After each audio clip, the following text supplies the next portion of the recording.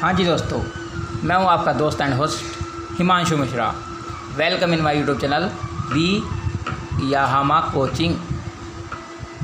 यदि आप इस यूट्यूब चैनल पर नए आए हैं तो कृपया करें सब्सक्राइब करें और प्रेस आइकॉन दबाना ना भूलें, क्योंकि यहाँ मिलेगा आपको केमिस्ट्री, फिजिक्स सब्जेक्ट से रिलेटेड सारे टॉपिक्स विद ट्यूटोरियल्स।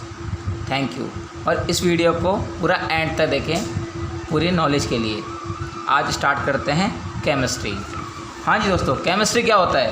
केमिस्ट्री का मतलब होता है रहस्य, अर्थात विज्ञान की वह शाखा, मतलब जो साइंस होती है, साइंस की वह ब्रांच जिसके अंतर्गत हम मटेरियल मतलब अर्थात द्रव्यों की संरचना तथा उसके गुण अवगुण, उसके उपयोगों का अध्ययन करते हैं। मतलब केमिस्ट्री के अंतर्गत हमें ना अपने इसके अंतर्गत पदार्थ जैसे मटेरियल, कोई इस मटेरियल की संरचना, उसकी संरचना कैसी है, उसमें क्या गुण है, उसमें क्या दोष है, उसकी संरचना कैसी है, इसका अध्ययन किया जाता है। और केमिस्ट्री के अंतर्गत प्रकृति में जितने भी रहस्य है, अपने पूरी मिस्ट्री, रहस्य का अर्थ होता है मिस्ट्री, प्रकृति में जितने भी जो रहस्य हैं उनका अध्ययन भी हम केमिस्ट्री के अंतर्गत करते हैं। अब आपको पता है केमिस्ट्री को मेनली, वैसे तो बहुत प्रकार है इसके, लेकिन मुख्यतः 3 भागों में बांटी जाती है। पहला होता है फिजिकल केमिस्ट्री, दूसरा होता है ऑर्गेनिक केमिस्ट्री और तीसरा होता है इनऑर्गेनिक केमिस्ट्री। यदि आप हाई एजुकेशन करोगे, जैसे बीएससी वगैरह करोगे, तो वहाँ पे आपको तीनों सब्जेक्ट के अलग अलग पेपर लगेंगे।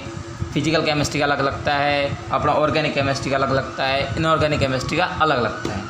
तो शुरू करते हैं फिजिकल केमिस्ट्री। फिजिकल केमिस्ट्री क्या होती है? इसके अंतर्गत हम द्रव्यों की संरचना तथा उसमें होने वाले विभिन्न रासायनिक परिवर्तनों तथा का उनके भौतिक गुणों के आधार पर अध्ययन किया जाता है। मतलब उसकी मतलब किसी मटेरियल है, उसकी फिजिकल प्रॉपर्टी के अनुसार उसकी कंस्ट्रक्शन मतलब संरचना तथा उसके होने वाले विभिन्न रासायनिक परिवर्तन, जैसे उसमें क्या परिवर्तन हो रहा है, क्या समय के अनुसार क्या चेंजेस हो रहे हैं, उनका अध्ययन किया जाता है। अपने इसके अंतर्गत होता है फिजिकल केमिस्ट्री। नेक्स्ट आता है ऑर्गेनिक केमिस्ट्री। अब भैया ऑर्गेनिक केमिस्ट्री नाम से दिमाग में क्लिक हो जाता है, ऑर्गेनिक मतलब कार्बन। तो भैया जी इसके अंतर्गत हम कार्बन तथा उसके द्वारा बने गए यौगिकों का अध्ययन किया जाता है। ऑर्गेनिक केमिस्ट्री को केमिस्ट्री की आत्मा कहा जाता है। मतलब इसकी जो आत्मा है ना, वो ऑर्गेनिक केमिस्ट्री है, सिर्फ केमिस्ट्री की। समझ आए आपको? हाँ जी। फिर अब अलग करते हैं अपने इसके बारे में और इनऑर्गेनिक्स। अब इनऑर्गेनिक, हाँ जी दोस्तों, अब इनऑर्गेनिक सब केमिस्ट्री। अब इसके अंतर्गत हम कार्बन को छोड़कर कार्बन के अतिरिक्त अन्य सभी तत्वों के यौगिकों का अध्ययन किया जाता है। मतलब इसके अंतर्गत हम जो कार्बन परमाणु है ना, जैसे अपना कार्बन हो गया, आगे मैथेन, एथेन, प्रोपेन, ब्यूटेन, जो कार्बन की चेन है, इससे रिलेटेड जो कार्बन से रिलेटेड जो अपने कंपाउंड होते हैं, उनको छोड़कर शेष सभी यौगिकों का अध्ययन किया जाता है। वो आता है इनऑर्गेनिक केमिस्ट्री। ठीक है, अब ये हो गया केमिस्ट्री की परिभाषा। अब आपको बता दो भैया जी, आपको पता होगा द्रव्यमान और भार। द्रव्यमान और भार में अंतर होता है हमेशा। बहुत से लोग बोलते हैं द्रव्यमान और भार एक चीज़ होती है, हमेशा द्रव्यमान भार अंतर होता है। द्रव्यमान क्या होता है?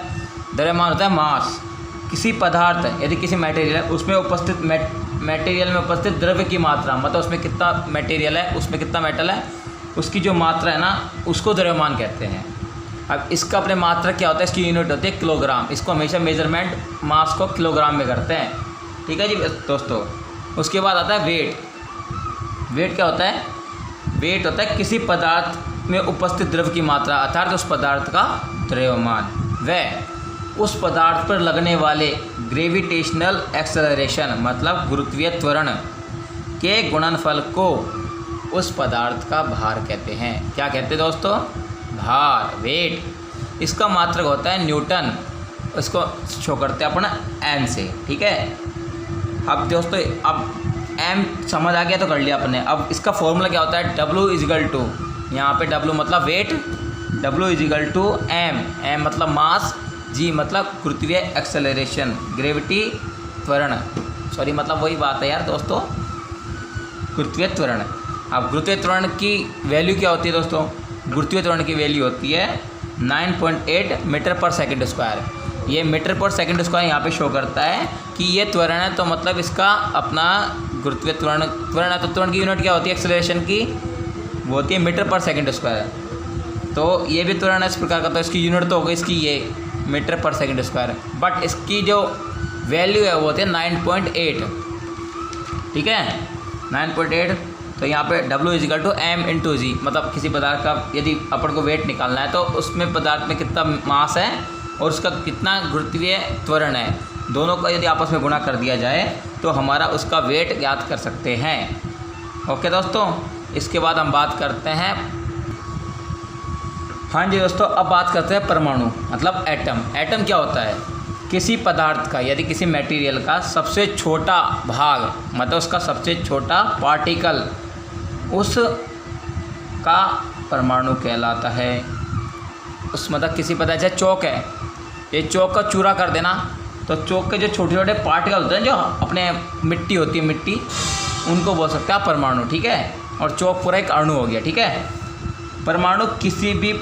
परमाणु भी कई प्रकार के छोटे छोटे पार्टिकल से मिलकर बनता है। यदि अब बात करें परमाणु किससे मिलकर बनता है, परमाणु भी भैया जी छोटे छोटे बहुत अलग ऐसे पार्टिकल्स होते हैं जिनको हम आंखों से देख नहीं सकते, उनके द्वारा मिलकर बना होता है ये।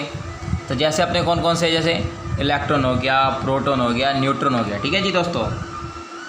अब यहाँ पे इलेक्ट्रॉन क्या है, इलेक्ट्रॉन में आवेश क्या होता है, प्रोटॉन क्या है, प्रोटॉन में आवेश क्या होता है, न्यूट्रॉन क्या है, इसकी प्रकृति कैसी है, इस पर आवेश क्या होता है, इसकी बात करते हैं, ठीक है। यहाँ इलेक्ट्रॉन पर होता है नेगेटिव चार्ज दोस्तों, इस अतः यह ऋणावेशित प्रकृति का होता है, ऋणी होता है ये। प्रोटॉन क्या होता है दोस्तों, यह होता है डोनर अर्थात दाता प्रकृति का होता है, इस पर आवेश हमेशा होता है, इस पर चार्ज होता है पॉजिटिव। ओके दोस्तों, जबकि अपना जो न्यूट्रॉन होता है ना, न्यूट्रॉन होता है अपना उदासीन प्रकृति का, उदासीन प्रकृति बोल सकते हैं आप इसको, मतलब इस पर किसी भी प्रकार का कोई चार्ज नहीं, ना पॉजिटिव होता है ना नेगेटिव होता है, ठीक है दोस्तों। अब नाभिक क्या होता है, अब नाभिक की बात करते हैं दोस्तों। नाभिक क्या होता है, नाभिक एक परमाणु का केंद्र बिंदु होता है, केंद्र बिंदु का एक भाग होता है जिससे बोलते हैं नाभिक, न्यूक्लियर, ठीक है। उस पर दोस्तों होता है पॉजिटिव चार्ज, ठीक है दोस्तों, उस पर होता है क्या होता है, पॉजिटिव चार्ज। इस नाभिक में न्यूट्रॉन व प्रोटॉन दोनों उपस्थित होते हैं, क्या होते हैं, न्यूट्रॉन व प्रोटॉन दोनों उपस्थित होते हैं। यहाँ पे न्यूट्रॉन तो हो गया अपना उदासीन प्रकृति का और प्रोटॉन हो गया अपना धनावेशित प्रकृति का। तो अतः यहाँ पे नाभिक की प्रकृति कैसी होती है, नाभिक की प्रकृति धनावेशित होती है, मतलब यह धनावेशित प्रकृति का होता है। हाँ जी दोस्तों, अब इसके बाद बात करते हैं अणु क्या होता है, ठीक है।